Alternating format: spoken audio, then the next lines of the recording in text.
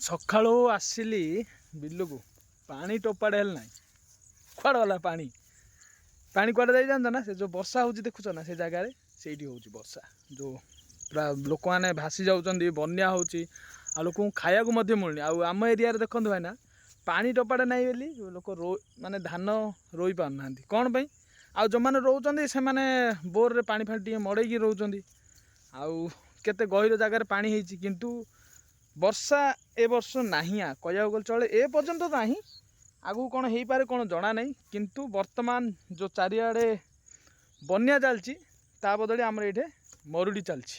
କାହିଁକିନା ବିଲରେ ପାଣି ଟୋପାଟେ ନାହିଁ, କି ବିଲ କାମ କରିବା ପାଇଁ କିଛି ସାଧନ ବି ନାହିଁ। କାହିଁକି ହେଲେ ବୋର୍ ଫୋର୍ ତ ନାହିଁ ଆମର ଏ ଏରିଆରେ। ବୋର୍ ଯଦି ହେଇଥାନ୍ତା ବୋଲେ ପାଣି ଟିକେ ମଡ଼େଇକି ରୋଇ ଦେଇଥାନ୍ତି, କିନ୍ତୁ ପାଣି ଫାଣି ମଧ୍ୟ ନାହିଁ। ଆଉ କ'ଣ କରିବା?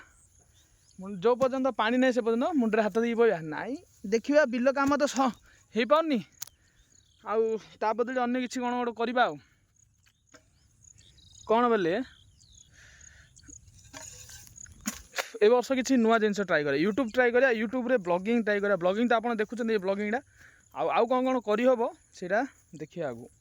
ତ ଚାଲନ୍ତୁ, ଆଜି ତ ସକାଳୁ ବିଲକୁ ଆସିଥିଲି, ବିଲ କିଛି କାମ ହେଇନି।